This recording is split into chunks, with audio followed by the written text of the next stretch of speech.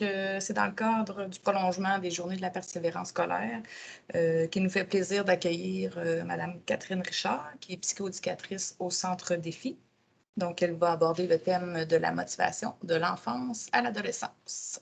À toi, Catherine. Bonjour tout le monde. Je vais juste partager mon écran. Oups. Est-ce que tout le monde voit la présentation? J'ai perdu le... Oui, c'est bon. Oui, on voit ta présentation, Okay. Catherine. Ouais, merci.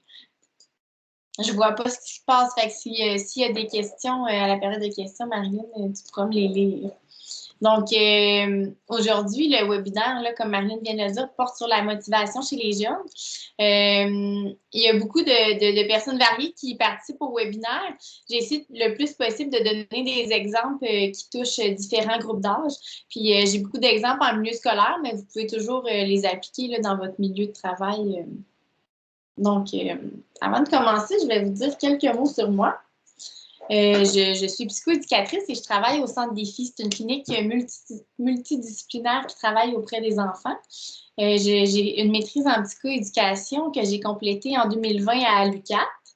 Et j'ai aussi fait un baccalauréat en psychologie à l'Université Laval et un certificat en intervention psychosociale à l'Université du Québec à Trois-Rivières. Fait que comme vous pouvez le constater, là, je suis moi-même un exemple de persévérance scolaire. J'ai de l'expérience de travail en milieu scolaire et en milieu autochtone. Les objectifs de la présentation, en fait, c'est d'analyser puis de comprendre le concept de motivation dans une perspective développementale et systémique en lien avec d'autres facteurs qui influencent la persévérance scolaire chez les enfants et les adolescents. Puis ça va être aussi d'outiller les intervenants œuvrant en milieu de garde puis en milieu scolaire pour accroître la motivation intrinsèque des enfants avec lesquels ils travaillent. Donc, on va aborder les facteurs qui influencent la persévérance scolaire, comme la réussite scolaire, la motivation de l'enfance jusqu'à l'adolescence, l'engagement selon une perspective écosystémique, puis aussi la relation comme facteur essentiel au développement de la motivation intrinsèque. Donc, les facteurs qui influencent la persévérance scolaire. Dans le fond, la persévérance scolaire, là, elle passe généralement par la réussite scolaire, qui, elle, est influencée par la motivation, qui est influencée par l'engagement, puis qui est grandement influencée par la relation. Puis, à l'inverse, bien, la réussite scolaire, elle affecte aussi la motivation, qui touche le niveau d'engagement, qui impacte la relation. Donc, dans les prochaines diapositives, on va voir comment ces 4 facteurs sont interreliés puis ils s'influencent mutuellement. Donc, la réussite scolaire, là, ça se traduit tant au niveau éducatif que social, puis ça augmente le sentiment de compétence chez les jeunes. Puis les personnes qui ont une motivation autodéterminée envers une activité, ils montrent des résultats plus adaptatifs sur la performance, tant sur les plans cognitifs, affectifs et comportementaux. Donc, au niveau cognitif, les jeunes motivés vont avoir une meilleure concentration, une meilleure mémoire, puis vont avoir plus de facilité à faire des nouveaux apprentissages. Au niveau affectif, ben, les jeunes motivés vont en général vivre des émotions qui sont plus positives. Puis au niveau comportemental, ça va être des jeunes qui vont être plus persévérants puis plus intenses, puis vont être en mesure de réaliser des activités qui sont plus complexes. On peut donc dire que la réussite scolaire puis la motivation sont des facteurs qui s'interinfluencent parce que le fait de réussir à l'école augmente le sentiment de compétence qui vient augmenter la motivation. Puis à son tour, bien, la motivation, elle va permettre à la personne d'être plus performante. Donc, il existe différentes définitions de la motivation. Il y a certains auteurs qui suggèrent que les comportements sont motivés par des conditions d'accomplissement, c'est-à-dire en lien avec les intérêts de l'enfant ou encore le fait d'accomplir une activité parce qu'il y a une récompense qui est sociale ou tangible. Il y a d'autres auteurs qui soulèvent que la motivation résulte des attentes et des émotions associées à un objectif. Par exemple, on va accomplir une activité parce qu'elle nous fait vivre un sentiment de fierté. Dans le monde de l'éducation, on la considère plutôt comme un phénomène qui tire sa source dans les perceptions que l'élève a de lui-même puis de son environnement, puis qui a pour conséquence qu'il choisit de s'engager à accomplir l'activité pédagogique qu'on lui propose, puis de persévérer dans son accomplissement, et tout ça dans le but d'apprendre. La motivation, elle pousse donc les personnes à s'engager dans un comportement. Il y a deux types de motivation. En fait, il y a la motivation intrinsèque et la motivation extrinsèque. La motivation intrinsèque, c'est le fait d'accomplir une activité par plaisir ou de prendre part à une activité parce qu'on la trouve agréable. En milieu scolaire, la motivation à apprendre est à l'origine des attentes de succès de l'élève, de la perception qu'il a de ses capacités, de la valeur qu'il accorde à l'école puis aux tâches scolaires, puis des buts personnels qu'il poursuit. L'image qui me vient en tête pour illustrer ce principe-là, c'est par exemple un enfant de 2 ans qui veut s'habiller tout seul. L'enfant, il a la perception qu'il est capable de réussir, puis son but, ben, c'est de le faire seul. Fait que même s'il y a de la difficulté, il va refuser que son éducatrice l'aide. Ça va lui prendre vraiment beaucoup de temps, mais il est vraiment persévérant, puis il est vraiment motivé à s'habiller. Puis s'il réussit, bien, son sentiment de compétence, il va être augmenté, puis il risque d'être plus rapide la prochaine fois. Au contraire, si l'éducatrice, elle demande à l'enfant de s'habiller seul, mais que lui, son but, c'était de continuer à jouer, puis qu'en plus, il n'a pas la perception qu'il est capable de réussir cette tâche-là, parce que les adultes le font souvent à sa place, bien, il risque de se coucher par terre puis de rester là jusqu'à temps que son éducatrice finisse par l'aider. Fait que pourquoi ça arrive, ce genre de situation-là? C'est en fait parce que la motivation intrinsèque a fait référence à la théorie de l'autodétermination. Puis selon cette théorie-là, on a tous un besoin d'autonomie. Puis le fait de choisir librement l'action à exécuter, ça constitue une source capitale de motivation. Fait que c'est un élément qui va être à retenir dans nos interventions puis dans nos interactions avec les gens. J'ai un autre exemple. J'ai un élève qui a un travail à réaliser. Au moment où il commence sa réflexion sur le thème de son travail, l'enseignant va venir lui imposer un sujet. Comment vous pensez qu'il se sent? En fait, il va se sentir lésé parce qu'il a été privé de son choix de décider, puis son sentiment d'autonomie va être diminué. Sa motivation va diminuer, puis la qualité de son travail, elle pourrait être moindre. Donc, en résumé, la perte d'autonomie puis un environnement social contrôlant diminue la motivation intrinsèque. C'est ce type de motivation-là qu'on vise à développer chez les jeunes parce que l'engagement des élèves qui sont intrinsèquement motivés, il est plus profond puis il est aussi plus durable. L'autre type de motivation, c'est la motivation extrinsèque. Donc, il s'agit d'effectuer une action en raison de la pression interne ou externe et non pour le simple plaisir ou par choix. Donc, je vais vous présenter un tableau présentant les 4 niveaux de motivation extrinsèque accompagnés d'exemples qui s'appliquent au milieu scolaire, mais vous pouvez toujours, ça s'applique aussi dans d'autres milieux. Donc, le premier, dans le fond, les niveaux de motivation, ils vont de l'absence de motivation jusqu'à la motivation intrinsèque. Donc, le premier niveau, c'est la régulation externe. L'élève va effectuer une tâche pour éviter une punition ou pour obtenir une récompense. Par exemple, j'ai Annabelle en secondaire 5 qui a beaucoup de difficultés en mathématiques. Elle fait tous ses exercices préparatoires à l'examen parce que l'enseignant donne des points bonis aux élèves qui ont fait tous les exercices. Le deuxième niveau de motivation, c'est la régulation introjectée. L'élève va effectuer la tâche parce qu'il a le sentiment qu'il doit le faire et que c'est son devoir. Donc, je reprends l'exemple d'Annabelle. Elle fait tous ses exercices de mathématiques parce que son enseignant lui a demandé puis que c'est son rôle d'élève de le faire. Puis le rôle des élèves, en fait, c'est de faire ce que les enseignants demandent. Donc, c'est son devoir. Le troisième niveau, c'est la régulation identifiée. L'élève va effectuer une tâche parce qu'il considère qu'elle va y apporter quelque chose qu'il désire, comme une bonne note ou une approbation. Dans cette situation-là, Annabelle a fait tous ses exercices de mathématiques parce qu'elle veut avoir une bonne note à l'examen pour que ses parents soient fiers d'elle. Et le dernier niveau, c'est la régulation intégrée. L'élève effectue une tâche parce qu'il considère que celle-ci est importante pour lui puis qu'elle va lui permettre de se rapprocher du but qu'il poursuit ou de l'atteindre. On commence ici à se rapprocher de la motivation intrinsèque. Donc, Annabelle, elle participe aux séances de récupération puis elle fait tous ses exercices préparatoires à l'examen parce qu'elle veut réussir son année pour pouvoir aller au cégep avec ses amis l'an prochain. Donc, elle pense à son avenir. Maintenant qu'on différencie bien les deux types de motivation, je vais vous proposer des moyens pour aider les tout-petits à développer leur motivation intrinsèque au quotidien. Donc, ça va être important de fixer des objectifs qui sont réalistes et atteignables pour leur âge et leur capacité. Parce que ce qu'on veut, c'est leur faire vivre des réussites. Puis, vivre des réussites, c'est bon pour développer l'estime de soi. Si je prends, par exemple, que l'activité du jour, c'est de se pratiquer à attacher leurs souliers, bien, on va rendre l'activité agréable, variée puis stimulante, en mettant de la musique, par exemple. Puis, on va aider les enfants aux besoins. On va les laisser faire seuls le plus possible. En d'autres termes, il faut être un support qui est discrètement actif. Donc, quand on voit qu'il n'en manque pas beaucoup, on va lui donner un petit coup de pouce pour qu'il vive une réussite, mais qu'il ait quand même l'impression de l'avoir fait seul. C'est aussi important de récompenser verbalement les enfants en les complimentant. C'est un moyen qui est très puissant pour augmenter la motivation parce qu'il va se sentir reconnu et valorisé. Puis si on cultive l'estime de soi, bien, la motivation va être grandement influencée. Puis dans le fond, il faut le répéter souvent aux enfants à quel point ils sont bons. On peut aussi utiliser les réussites passées pour y faire voir que ses capacités quand il se décourage face à une situation.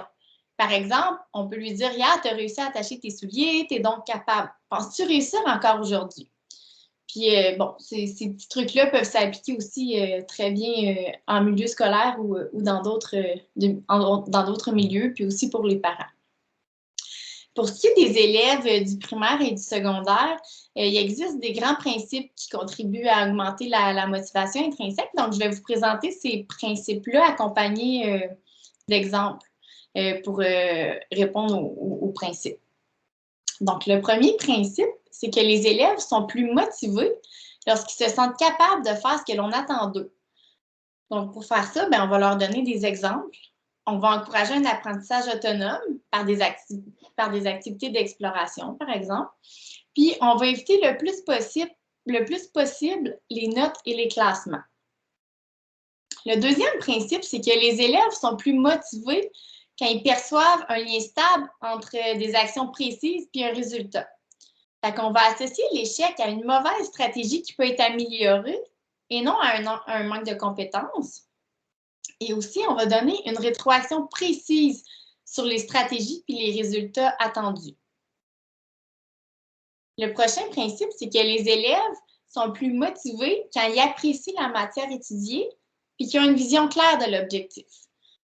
Fait qu'on va encourager la collaboration entre les élèves. On va donner des instructions sans enjeu de compétition pour éviter de les décourager. Puis au secondaire, on peut aussi mettre en place un système d'auto-évaluation. Le prochain principe, c'est que les élèves sont plus motivés lorsqu'ils éprouvent une émotion positive, puis ils se désintéressent de l'activité quand ils éprouvent des émotions désagréables. Fait que pour favoriser l'émergence d'émotions positives, on va installer un environnement ludique. On peut faire les activités sous forme de devinettes. On va encourager tous les efforts avec des mots. Et là, ça va être important de ne pas récompenser. Parce que la récompense n'est pas motivante sur le long terme. Donc, un élève qui va travailler avec le but d'obtenir une récompense, il va être moins créatif, puis on va tomber dans la course à la performance. Aussi, dans le fond, c'est important de responsabiliser les élèves en leur confiant des tâches pour lesquelles ils vont se sentir utiles et compétents. C'est important de leur rappeler que les erreurs font partie du processus d'apprentissage. Puis, c'est important de ne pas exclure, isoler, discuter ou se moquer d'un élève. C'est logique, mais ça se fait quand même dans les écoles. Par exemple, mettre un élève TDAH seul dans le corridor pour faire l'activité, on le fait pour l'aider à se concentrer, mais en fait, c'est possible que ça ne tente pas beaucoup de faire son travail dans ce genre de conditions-là. Et le dernier point, c'est qu'on va ajuster la difficulté des tâches par rapport aux compétences.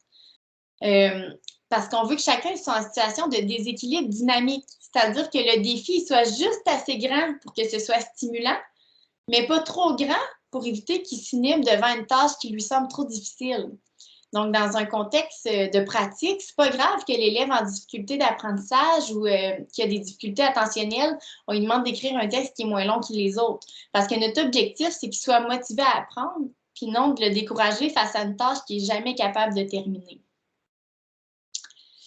Le prochain principe, c'est que les élèves ils vont libérer des ressources cognitives pour apprendre quand ils se sentent capables d'agir sur l'intensité, la durée puis l'expression de leurs émotions. Donc, on va être attentif aux émotions de l'élève ou de l'enfant. On va leur fournir un outil puis du vocabulaire pour identifier puis exprimer leurs émotions. On peut leur apprendre la communication non violente. On peut faire des exercices de pleine conscience en classe. On peut planifier des séances d'autorelaxation. Et là, au besoin, vous pouvez faire appel, je m'adresse aux enseignants et éducateurs qui participent. Vous pouvez faire appel aux ressources disponibles dans vos écoles pour offrir ce genre d'accompagnement-là. Pour avoir travaillé dans les écoles, c'est rare que les enseignants font appel à nous de manière préventive. C'est généralement quand ils font face à un problème de comportement ou d'apprentissage qu'ils font appel à leurs ressources. Mais c'est important d'agir de façon préventive dans un contexte où on veut accroître la motivation des gens.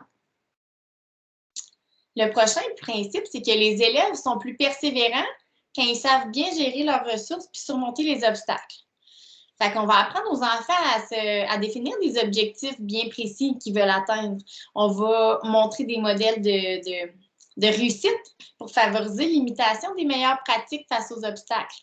Par exemple, on peut prendre en exemple un athlète olympique qui revient aux Olympiques suite à une blessure comme modèle de persévérance. Et le prochain principe, c'est que les élèves sont plus motivés pour entreprendre un apprentissage puis mettre en œuvre des stratégies de régulation émotionnelle quand l'environnement leur semble propice aux apprentissages. Donc, on va leur donner un emploi du temps et des activités de la journée dès le début du cours. Ou dès le début, ça s'applique aussi en CPE. Dès le début de la journée, on va afficher les étapes de la journée. Donc, au primaire et avec les tout-petits, c'est primordial. D'autant plus si on a un élève TSA dans notre classe. Mais au secondaire, c'est aussi encourageant pour les jeunes de savoir à quoi s'attendre pour pouvoir gérer leur énergie puis leur attention en fonction du temps puis des activités prévues. On va aussi proposer des activités diversifiées en utilisant du matériel varié et pas toujours papier-crayon.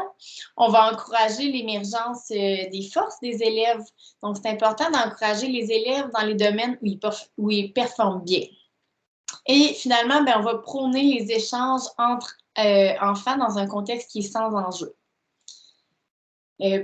Plus tôt, j'ai parlé de l'importance de ne pas récompenser, puis je tenais à vous dire un petit mot sur les systèmes de renforcement qui semblent souvent bien aidants, mais qui doivent être utilisés en prenant en compte de certains aspects importants. Donc, les renforçateurs tangibles, c'est-à-dire la récompense comme le collant ou l'activité privilège, ils devraient toujours être accompagnés d'un renforçateur social, c'est-à-dire de la rétroaction positive ou du renforcement verbal. Parce qu'à long terme, les renforçateurs sociaux ont un impact plus durable sur la motivation. Donc, c'est pour ça que c'est super important de souligner les réussites et de féliciter les enfants. Mais quand on utilise un système d'émulation, un système de renforcement, il faut s'assurer de fixer un seul objectif clair et opérationnel. Donc, on va faire attention de ne pas mettre des objectifs trop larges puis flous tels que sois gentil, écoute les consignes ou bien fais ton travail de façon autonome. En déterminant un objectif qui est clair, l'enfant il va savoir à quoi s'en tenir, puis ça va être plus efficace. Puis, ce type de motivateur-là, ça doit être davantage utilisé pour remplacer un comportement qui est indésirable par un comportement souhaité. Donc, on ne va pas l'utiliser à toutes les occasions. Ça nous prend un but bien précis. Aussi, tout dépendamment de ce que vous souhaitez travailler, il faut se questionner à savoir, on veut motiver l'enfant à quoi, puis dans quelle activité. Fait qu'on va se questionner d'abord sur pourquoi ça ne le motive pas. Est-ce que c'est en raison de ses capacités? Est-ce qu'il faut ajuster les objectifs? C'est quoi les attentes de l'entourage? Est-ce qu'il a déjà vécu des expériences passées similaires qui n'ont pas été concluantes? Ou encore, est-ce qu'il ne perçoit pas à quoi ça sert? Donc, en étant à l'écoute de l'enfant puis en observant la raison de sa démotivation, les interventions apportées vont être plus adaptées. Puis ça se peut que le tableau de motivation ne soit pas du tout le moyen privilégié à mettre en place. Donc, quand on veut modifier un comportement, en fait, on va renforcer les comportements attendus ou appliquer les conséquences logiques. Donc, je reprends un exemple à l'école. Bravo les élèves qui ont terminé leur travail, vous avez bien travaillé. Les élèves qui n'ont pas terminé, vous allez pouvoir terminer durant la période de jeu libre. Et là, chez l'enfant TDAH ou chez le jeune enfant, bien, la gratification, elle doit être immédiate. C'est-à-dire, pendant la tâche, l'enseignante circule et félicite son élève pour le travail qu'il est en train d'accomplir et elle l'encourage à poursuivre. Puis, les systèmes d'émulation devraient toujours être utilisés en fonction d'objectifs qui sont préétablis avec les élèves. Donc, tout le monde s'entend que cette semaine, ce qu'on travaille, c'est de travailler en silence et c'est ça l'objectif de la semaine. Puis l'enfant, l'enseignant doit être alors constant, ou le parent, même si vous l'utilisez à la maison, doit toujours être constant dans l'utilisation. Puis, il faut faire preuve de patience parce qu'en fait, il faut attendre 3 semaines pour pouvoir juger de l'efficacité d'un système. Donc, au début, il y a la lune de miel, puis après, les enfants vont tester le système. Puis si l'adulte poursuit de façon efficace l'utilisation, bien, il y a des résultats positifs qui devraient apparaître. Il y a certains auteurs qui disent que dans certaines conditions, le fait de se faire offrir une récompense extrinsèque pour participer à une activité qui est déjà plaisante, ça peut induire une perte de motivation intrinsèque puis une perte d'intérêt pour l'activité en question. On peut donc se questionner à savoir si c'est toujours nécessaire d'avoir un système d'émulation en classe. Puis aussi, en début d'année, en fait, il est recommandé de se fixer des objectifs d'attachement plutôt que comportemental dans l'utilisation des systèmes d'émulation. Par exemple, plutôt que fixer un objectif de travailler en silence, on va fixer un objectif qui va nous permettre d'apprendre à se connaître. Donc, on est maintenant rendu à la première période de questions, fait que je suis à l'écoute si jamais il y a des questions.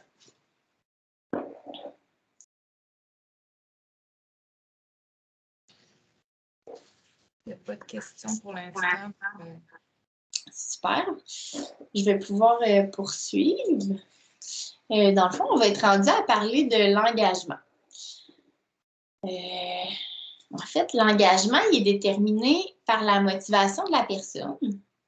Puis l'engagement des élèves intrinsèquement motivés, il va être plus profond puis plus durable. On peut donc comprendre que la motivation influence l'engagement des différents acteurs dans le parcours scolaire, puis que l'engagement des différents acteurs influence à son tour la motivation. Donc, le concept de motivation puis d'engagement, ils sont complémentaires. Le concept d'engagement, l'engagement scolaire, en fait, ça peut être analysé dans une perspective écologique parce que l'environnement des élèves, il y a un impact sur son propre engagement dans son parcours scolaire. Là, comme on est limité dans le temps, je ne vous présenterai pas le modèle théorique dans son entièreté. Aujourd'hui, on va s'intéresser principalement au mésosystème, en fait, qui constitue le réseau de connexion et de communication entre les microsystèmes. Les microsystèmes, c'est les différents milieux de vie de l'enfant. Donc, la qualité des relations et des communications entre les différents microsystèmes de l'enfant va affecter l'engagement de chacun. En d'autres mots, la qualité de la relation entre l'école, la garderie et les parents influence l'engagement de l'enfant, de ses parents, de l'enseignante et de l'éducatrice, ce qui influence la motivation scolaire de l'élève. On s'intéresse aussi au chronosystème en lien avec le développement puis le maintien de la motivation de la petite enfance jusqu'à l'âge adulte, d'où le rôle super important que peuvent jouer les éducatrices en CPE.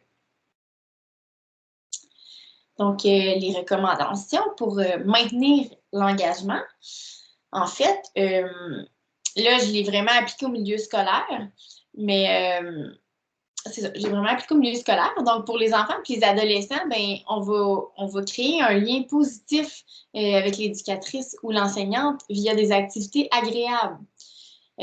On va l'amener à participer activement aux activités. Donc, plutôt que de donner un cours magistral où les premiers élèves assis en avant lèvent la main et les élèves, dans le fond, ont les bras croisés, bien, on va créer des petits groupes pour permettre les échanges. Donc, les élèves vont être engagés dans l'activité.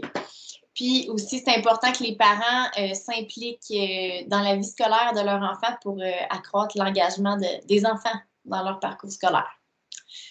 Pour accroître l'engagement des parents, on va assurer une communication qui est fréquente entre l'école, la garderie et le parent.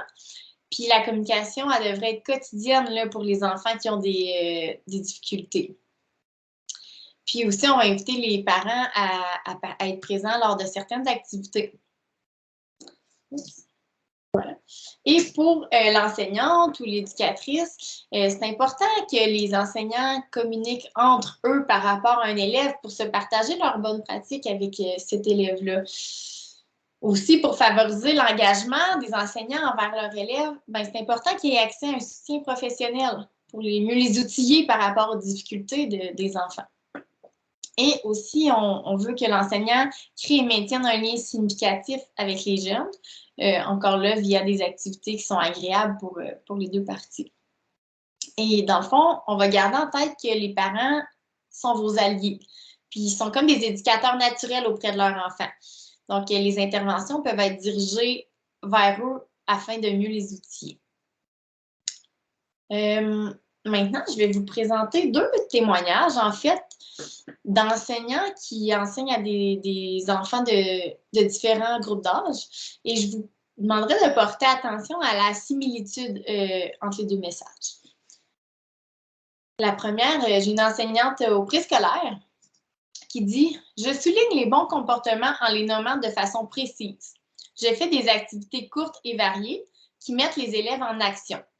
Mais mon truc infaillible, c'est de leur donner de l'amour fois 1000 et de leur permettre de s'exprimer et de leur faire sentir qu'ils sont écoutés. » Maintenant, j'ai un enseignant en physique qui dit « Pour l'accueil, je souris, je m'intéresse à eux, je leur demande où ils travaillent, de quelle ville ils viennent et je compte une histoire personnelle reliée à ce qu'ils viennent de me dire. Je fais des blagues, je leur demande s'ils ont compris le dernier cours et sinon, je leur explique. Durant le cours, je fais parler les étudiants. J'essaie de construire la théorie à partir de ce qu'ils savent.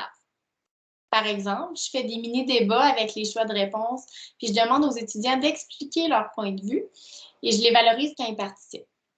Si on motive les étudiants, ils vont donner le meilleur d'eux-mêmes. Donc, ces 2 enseignants, peu importe l'âge de leur élève, ils misent sur la relation. Puis pour ce faire, ben, ils écoutent les élèves puis ils leur permettent de s'exprimer. À travers les messages, on peut aussi lire les différents concepts que je viens de vous présenter, comme l'engagement par rapport à l'enseignant qui fait participer ses élèves ou par rapport au moyen de motiver les élèves aussi. Donc, les prochaines diapositives vont porter sur l'importance de la relation enseignant-élève ou éducatrice-élève dans la dynamique motivationnelle. Pourquoi on va miser sur la relation? En fait, c'est parce que enseigner ou éduquer, c'est avant tout vivre une relation. Donc, pour éduquer un enfant puis avoir une influence sur lui, il faut qu'il soit attaché à nous. Et chaque enfant arrive avec un bagage, une histoire avec laquelle l'adulte de confiance doit composer. Puis les enfants, ils ont tendance à reproduire les patrons relationnels qu'ils ont déjà appris. Donc, comme professionnel, pour parvenir à défaire ces patrons-là, il faut avant tout les comprendre. Donc, je vais vous présenter un petit peu de théorie sur l'attachement, très brièvement. Donc, l'attachement, en fait, c'est un lien privilégié qui se construit tranquillement et progressivement entre un enfant qui a des besoins et l'adulte qui y répond. Il y a 3 styles d'attachement. Il y a l'attachement évitant, où l'enfant a tendance à vivre sans soutien des autres puis adopte des comportements qui vont être hostiles puis agressifs. À l'opposé, il y a l'attachement ambivalent. Ici, l'enfant, il va manquer de confiance en lui, il va se fier davantage aux autres pour répondre à ses besoins, puis il a une tendance à se retirer, à se plaindre de troubles somatiques ou à adopter des comportements positionnels. Et le 3e type d'attachement, en fait, c'est l'attachement sécurisé, où l'enfant, il va se montrer sociable, empathique, puis il manifeste une bonne estime de soi, il fait confiance aux adultes, il est motivé à apprendre, puis il a une bonne capacité d'autocontrôle. Donc, l'attachement, c'est une question d'équilibre.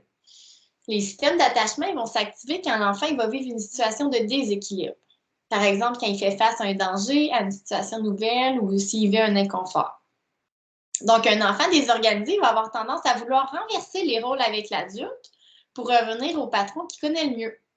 Et à titre informatif, les écrits estiment qu'il y a environ 35% des enfants qui éprouvent un style d'attachement insécurisant. Donc, ça peut vous donner une idée de la proportion dans vos groupes.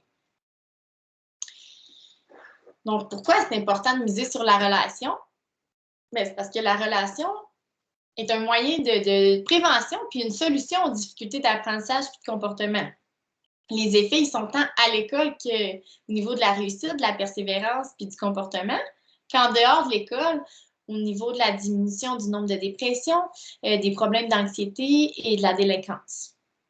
Donc, la qualité de la relation, c'est un déterminant important sur la réussite parce que ça augmente le sentiment d'efficacité personnelle, donc la motivation. Ça améliore l'attitude positive envers l'école, l'engagement et la participation. Ça diminue donc le décrochage scolaire. Puis, la relation va faciliter les transitions aussi vers le primaire ou vers le secondaire. Donc, la relation, elle stimule le plaisir d'apprendre et d'enseigner et la motivation à faire le travail.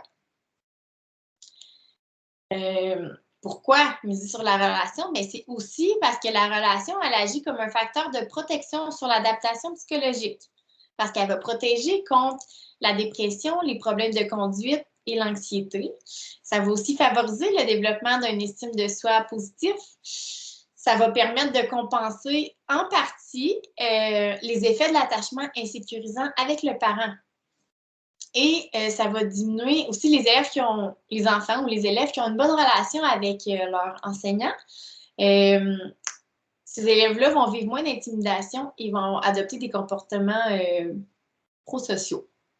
On peut donc affirmer que la relation avec l'enseignante ou même l'éducatrice, ça permet de prévenir les difficultés d'apprentissage et de comportement.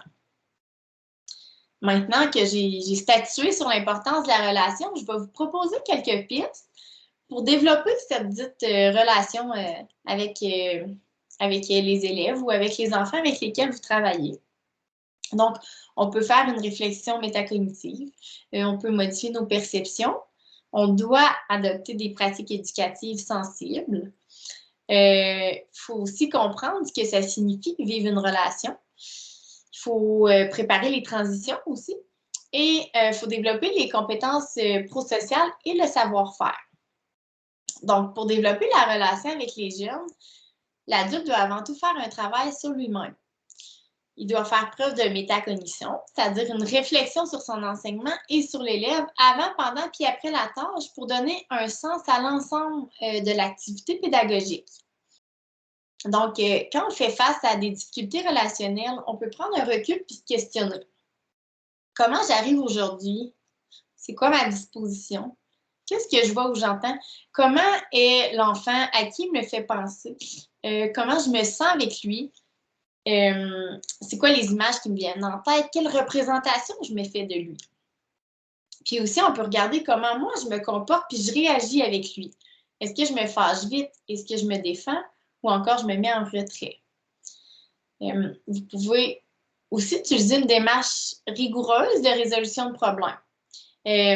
Évidemment, ça peut aussi être enseigné à vos élèves ou aux enfants pour les aider à s'autoréguler.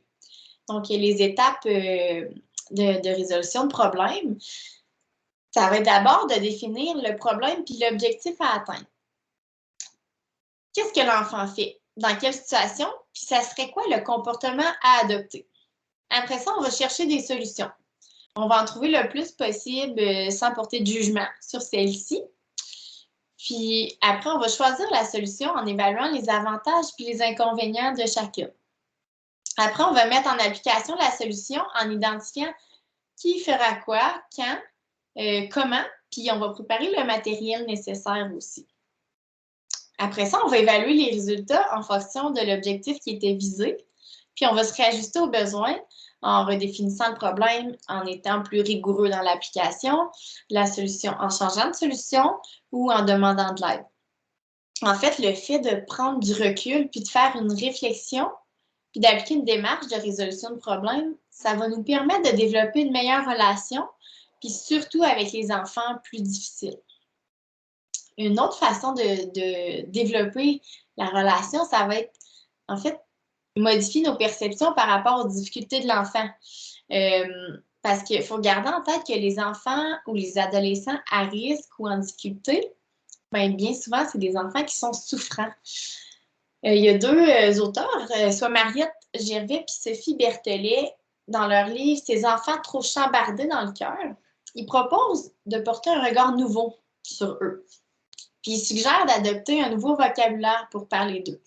Donc, un enfant qui a un trouble de comportement va devenir un petit cactus. Un enfant qui fait des crises va devenir un dragon. L'enfant qui a une faible estime, qui a toujours besoin d'être collé ou à côté de nous, c'est notre petite guimauve.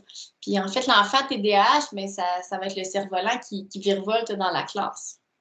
Donc, les auteurs proposent de se laisser séduire par ces enfants, puis de les accueillir avec notre cœur là où la vie a les a menés. Puis de trouver aussi ce qu'il y a de passionnant à les côtoyer, tout en se montrant exigeant puis rigoureux avec eux. En fait, ce serait une façon là, de grandir avec eux. Maintenant, pour développer la relation, il faut adopter des pratiques éducatives sensibles. Ce que ça veut dire, c'est que chaque enfant a des besoins différents, puis que pour développer une relation de qualité, ben, on doit prendre en compte les besoins de chacun, puis tenter d'y répondre du mieux qu'on peut. Donc, il y a deux axes fondamentaux à prendre en compte. C'est en fait, il faut offrir un cadre clair et sécurisant, en donnant la direction, en ayant des routines, en donnant des repères aux enfants. Puis, il faut aussi avoir le souci de prendre soin de l'autre, faire preuve de bienveillance, rassurer l'enfant sur ses capacités, puis permettre à l'enfant de faire confiance à l'adulte aussi. Et le fait d'adopter une attitude compréhensive puis apaisante envers l'enfant, bien, ça lui permet de construire son identité. Ça va être, par exemple, de lui dire « Je comprends que tu es en colère contre moi parce que je ne veux pas te donner quelque chose. Je comprends que tu sois en colère contre toi parce que ça t'énerve de ne pas réussir le travail. » En fait, on va se montrer très empathique envers la souffrance de l'enfant sans nécessairement lui donner ce qu'il veut. On va aussi bien comprendre ce que ça signifie vivre une relation. En fait, quand l'adulte se sent bien, bien, l'enfant peut se sentir aimé, puis il peut vivre une relation empreinte de soutien mutuel. Mais pour se sentir bien dans la relation, l'adulte doit apprendre à lâcher prise, c'est-à-dire de ne pas s'accrocher à ce qui nuit. Puis lâcher prise, bien, c'est aussi dédramatiser. C'est d'éviter de percevoir certaines situations comme des drames ou d'éviter que les difficultés prennent une importance qui est démesurée parce que ça va nous rendre anxieux puis tendus puis ça nous fait vivre des conflits qui vont être inutiles. Il faut aussi prendre conscience de l'impact négatif que les adultes peuvent avoir sur les enfants par leur frustration puis leurs attentes. Puis, on doit adapter nos interventions aux caractéristiques du jeune. Par exemple, s'il y a un enfant qui me tombe sur les nerfs, ben c'est pas à lui que ça appartient. On doit se questionner qu'est-ce que moi je peux faire. Parce qu'on n'a pas le pouvoir de changer l'enfant, mais on a le pouvoir d'adapter nos interventions auprès de lui. Un autre élément important pour développer la relation, en fait, c'est de préparer les transitions. On dit que la transition scolaire, là, c'est un changement majeur dans la vie quotidienne du tout petit. Puis elle va affecter de façon importante, puis elle va se produire sur une très courte période. Ce type d'événement, il va transformer les relations, les routines, les croyances, puis les rôles des personnes impliquées. Puis là, en contexte de pandémie, bien, cette transition est encore plus particulière. C'est donc important d'assurer le transfert d'informations concernant l'enfant entre les intervenants du préscolaire puis le personnel du milieu scolaire via un portfolio ou par des rencontres. Parce que, tu sais, vous savez, la pandémie, par l'annulation d'activités qui réunissaient habituellement la famille et l'école, ça aurait nui au développement du lien de confiance de l'enfant puis de sa famille envers l'école. Fait que il y a des parents qui nomment le besoin d'être davantage informés sur les attentes de l'école, puis sur la façon de préparer leur enfant pour l'entrée à l'école aussi. Le dernier point concernant le développement de la relation, en fait, c'est de développer les compétences prosociales et le savoir-faire. Dans le fond, il existe trois formes de savoir. Il y a le savoir qui réfère aux connaissances, le savoir-faire qui réfère aux compétences, puis le savoir-être qui réfère aux compétences psychosociales puis aux capacités relationnelles. Donc, aujourd'hui, je veux porter votre attention sur le fait que le savoir-être tient une place importante dans le développement de la relation entre les élèves et les enseignants ou encore entre les enfants et leur éducatrice. Elle concerne la capacité à entrer en relation avec l'autre, à communiquer, à dialoguer avec eux, à négocier puis à travailler en groupe aussi. Donc, à partir du savoir-être, il y a M. Gilles Gendreau, là, qui est considéré comme le père fondateur de la psychoéducation. Il a développé le modèle des schèmes relationnels. Le modèle des schèmes relationnels, c'est un outil intrinsèque qui permet et qui favorise le développement de relations interpersonnelles.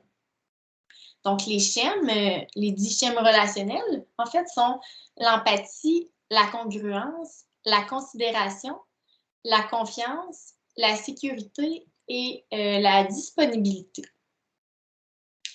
Donc, je vais, si le temps le permet, j'ai préparé des mises en situation qui sont appliquées au monde de l'éducation. Puis, je vais vous demander votre participation pour suggérer des attitudes à adopter pour favoriser le développement de la relation avec les enfants par rapport aux exemples que je vous donne en lien avec les schèmes. Donc, le premier, vous allez pouvoir écrire votre réponse en fait dans le chat, puis Marilyn, elle va pouvoir nous le lire. Donc, le premier schème, en fait, c'est l'empathie. C'est une attitude qui est démontrée par une personne qui est en mesure de comprendre ce que vit l'autre personne avec qui elle est en interaction. Fait que ça réfère à la capacité de se mettre à la place de l'autre puis à s'objectiver. Donc, l'exemple que j'ai en lien avec ce schème-là, j'ai Alex, en fait, qui a 5 ans, puis son chien il est décédé. Puis là, il est à l'école, il pleure beaucoup, puis il n'est pas en mesure de faire le travail demandé. Son enseignante, elle lui demande d'aller dans le corridor, puis elle demande à l'éducatrice de venir le consoler. Selon vous, pour être empathique dans la situation, ça serait quoi la meilleure façon d'intervenir auprès de lui de la part de l'enseignante?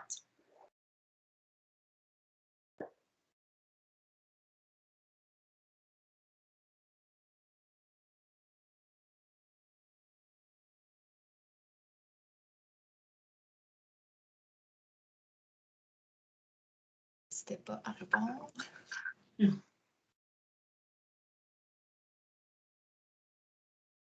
On a écouté la peine de l'élève. Oui.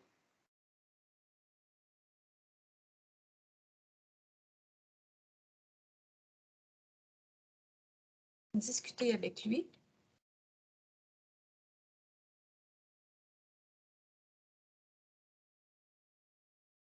Lui dire que c'est normal d'avoir de la peine. Elle ne devrait pas demander à l'éducatrice de le faire, mais plutôt que cette dernière prenne en charge le groupe pour que l'enseignante prenne en charge.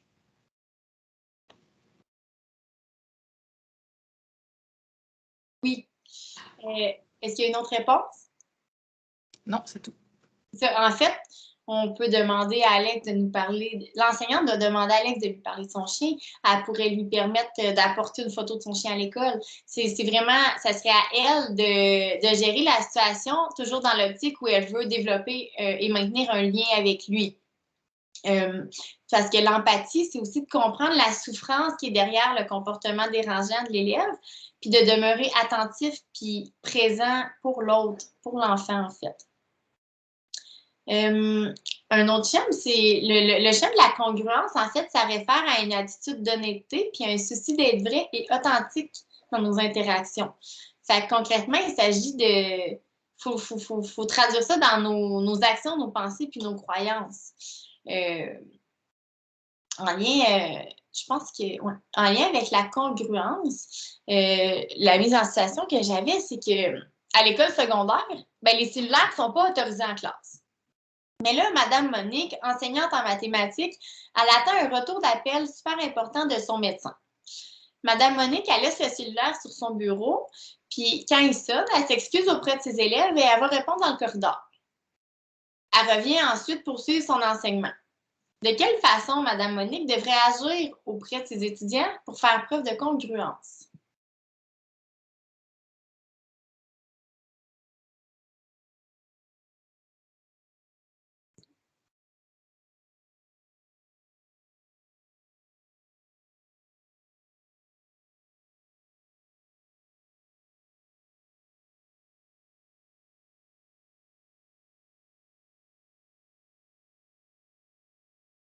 D'aviser au préalable les élèves qu'elle attend un appel important. Qu'elle attend un appel important du médecin et leur demander leur collaboration. On a le nommé dès le début du cours qu'elle attend un appel important. À moins d'attendre un appel urgent, ne pas avoir son cellulaire dans la classe. C'est ça. Donc là, dans cette situation-là, elle n'avait pas le choix d'avoir son cellulaire. C'était super important. Fait que ce qu'il va falloir qu'elle fasse, c'est prendre le temps d'expliquer la situation à ses élèves par souci d'être vraie et transparente à leurs yeux. Le troisième schéma, en fait, c'est la considération. La considération, c'est une attitude de respect mutuel, une conviction que l'autre personne possède en elle les capacités de réussir. Fait qu'il s'agit d'attribuer une valeur à l'autre, donc dans notre cas, une valeur à l'enfant, sans le juger, puis sans le juger, en fait. Puis il s'agit de respecter ses limites, puis considérer son rythme, puis aussi de s'y adapter. Ici, je vous amène en CPE. J'ai Charles qui a 3 ans. Il fait une crise à chaque fois que son éducatrice demande de ranger le camion de pompier parce que c'est son jouet préféré. Puis là, elle a maintenant serré le camion de pompier puis il ne peut plus le prendre parce que c'était beaucoup de gestion puis de crise. Ça serait quoi l'intervention qui serait à préconiser pour faire preuve de considération envers cet enfant-là?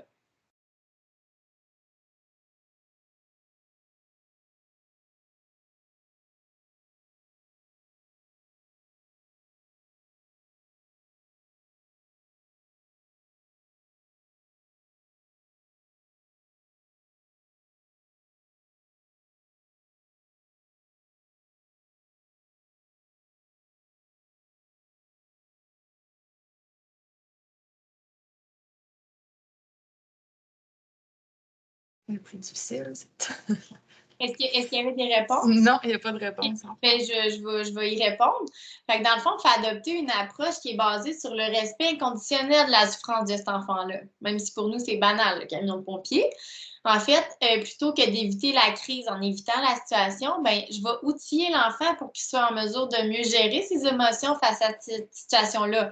Donc, dans un contexte où on n'a pas de camion, puis on n'a pas de crise, en fait, on va faire un atelier avec cet enfant-là pour l'aider à gérer ses émotions, puis on va se pratiquer, puis on va faire des mises en situation avec lui pour que quand la dite situation se produit, ben, il va être capable de mieux gérer ses émotions. Puis aussi, ça va être plus durable à long terme parce que ça se peut que l'année prochaine, son jouet préféré, ce soit autre chose que le camion de pompier, puis que la situation, en fait, elle revienne. Le prochain Il y avait deux réponses qui étaient rentrées. C'était de proposer un horaire d'utilisation, de responsabilité dans le respect du temps. Essayer de lui donner, mais l'avertir que quelques minutes avant, ce soit le temps de ranger. Puis modeler la situation, faire des pratiques d'utilisation. Oui, et voilà. Puis aussi, avec un enfant de 3 ans, on peut utiliser les pictogrammes quand c'est le temps de ranger. Ça peut être comme ça, il n'y a pas place à argumentation. C'est visuel pour lui, puis il comprend. Le prochain schéma, en fait, c'est la confiance. Ça réfère à la capacité de ressentir un sentiment d'espérance puis d'assurance que l'autre a les capacités, le potentiel puis les ressources nécessaires pour s'investir dans une démarche d'apprentissage ou de changement.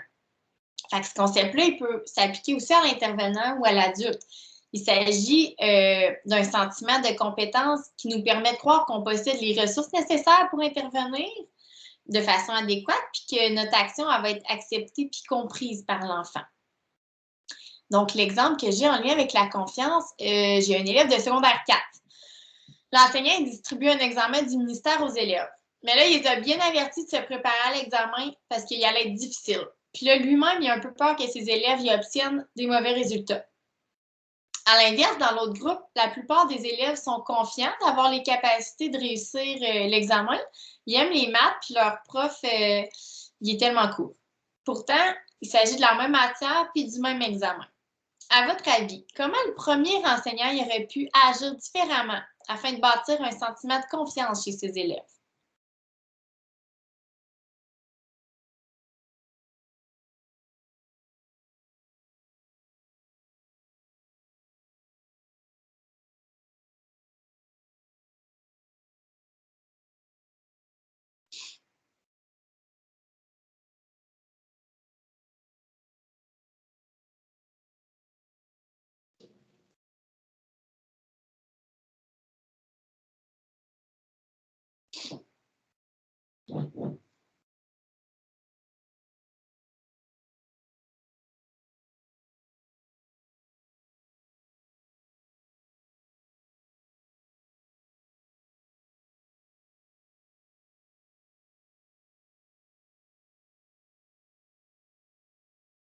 Personne ne se prononce.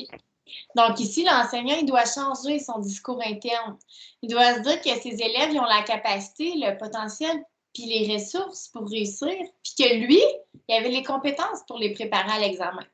Fait que les élèves, ils doivent sentir que leur enseignant, il a confiance en eux pour que la relation elle soit positive. Le prochain schème, c'est la sécurité. C'est l'ensemble des attitudes qui permettent d'utiliser nos expériences professionnelles ou personnelles pour être en mesure de composer avec des situations anxiogènes. Donc, la personne, elle croit en ses capacités, puis elle sait comment réagir. Puis cette attitude-là permet de développer des comportements appropriés qui visent à rassurer l'enfant. Puis ça permet de préserver la qualité de la relation qui est établie. Là, l'exemple que j'ai ici, je vous ramène en CPE. La situation à la garderie est instable. Il y a un gros roulement de personnel en raison des conditions de travail et de la situation sanitaire. Ça fait 4 mois que l'intégration de Coco est faite, mais celui-ci est encore insécure et réagit fortement à la présence et à l'absence de certaines personnes dans son local. La doudou puis les objets de réconfort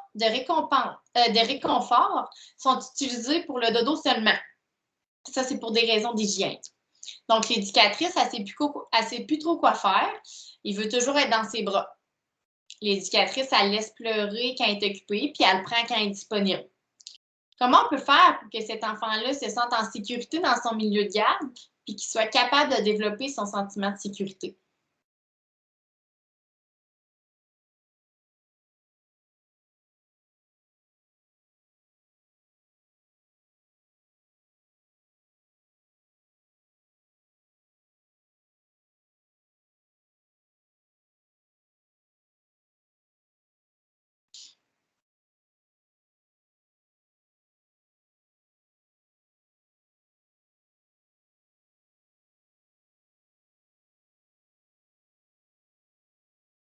On a lui parler quand on ne peut pas le prendre, lui dire je suis occupée à telle tâche, mais dès que j'ai terminé, je viens de voir.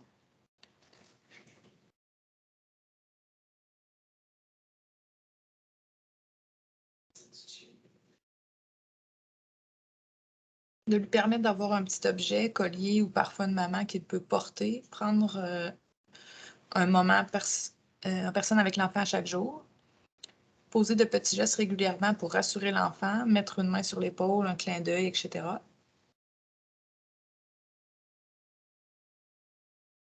Prendre du temps avec lui, lui donner des repères dans le temps, faire des activités pour lui faire connaître ses amis.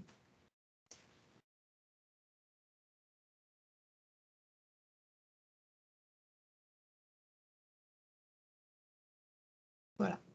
Et voilà, vos réponses sont excellentes. En fait, c'est que l'enfant il doit développer des stratégies pour être en mesure de composer avec cette situation qui est stressante.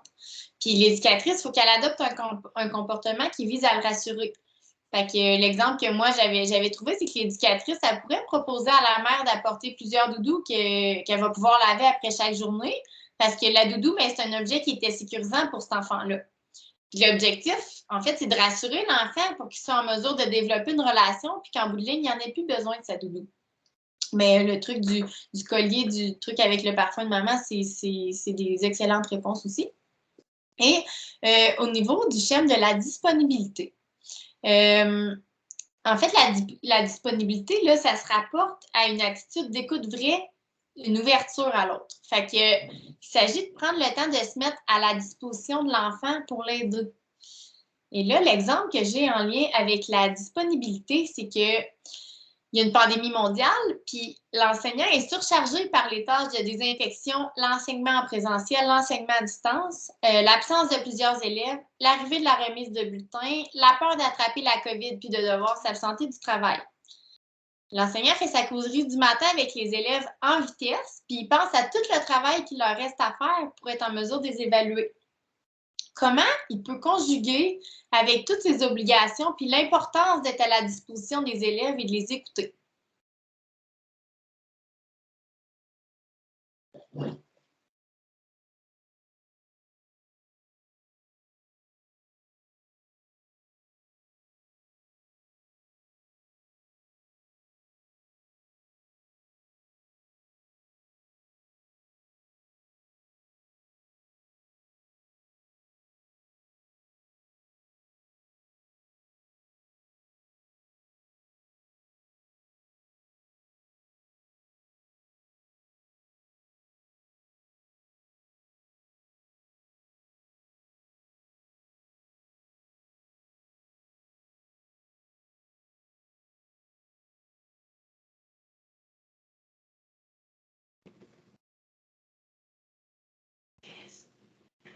Personne n'ose. OK. Je vais y aller parce que le temps file.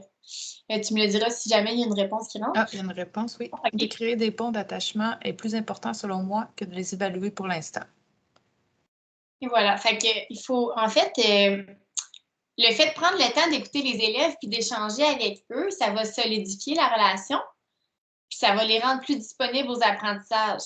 Fait qu'il ne faut pas le percevoir, en fait, comme une perte de temps, mais bien comme un outil qui va être aidant. En fait, pour conclure, merci là, de votre participation. Pour conclure la présentation, j'aimerais qu'on retienne que quand on est libre de choisir l'action à exécuter, puis qu'on se sent compétent et qu'on a un sentiment d'appartenance sociale, bien, la motivation intrinsèque envers une activité, elle va être augmentée et maintenue. Fait que comme enseignant ou comme éducateur, bien, il faut prendre en compte le fait que la connaissance, ce n'est pas seulement un savoir, c'est aussi un savoir-être qui ouvre sur des savoir-faire. Et que derrière chaque comportement se cache un besoin, puis que chaque geste posé il augmente le potentiel de réussite tout au long du continuum menant vers la réussite scolaire. Puis ça commence dès la petite enfance. J'avais quelques ressources à vous proposer. En fait, j'en ai parlé plus tôt dans la présentation du livre « Ces enfants trop chambardés dans le cœur ». En fait, c'est un livre qui est ponctué de nombreuses histoires d'école. Puis c'est un ouvrage qui témoigne du fait qu'il est possible de survivre à la vocation d'être enseignant au primaire en s'y épanouissant totalement malgré les difficultés, là. Et pour celles qui auraient aimé consulter un ouvrage plus théorique, en fait, il y a les fondements de la psychologie sociale qui lui permettent de mieux comprendre le concept de motivation puis les facteurs qui l'influencent. Et aussi, je voulais juste vous glisser un petit mot sur le fait que les Carrefour Jeunesse Emploi, ils ont des intervenants en persévérance scolaire. Fait que ça peut être une ressource intéressante pour les élèves du secondaire qui sont démotivés à terminer leur parcours scolaire. Donc voilà, est-ce qu'il y en a qui avaient des questions ou des commentaires? Oui, on demande dans le clavardage s'il sera possible d'avoir la présentation PowerPoint. Oui. Donc, je vous la ferai suivre d'ici quelques jours. Je vais vous envoyer un courriel avec la vidéo pour ceux qui veulent écouter en rediffusion et j'inclurai le PowerPoint de Catherine. Donc, on avait les commentaires qui c'était super intéressant. Merci beaucoup, merci beaucoup. Donc, je vais te dire un gros merci, Catherine. C'était très concret et imagé comme présentation. Et je vous remercie à vous tous qui avez été présents. Je vous dis bonne fin de journée. Et merci beaucoup. Bye bye.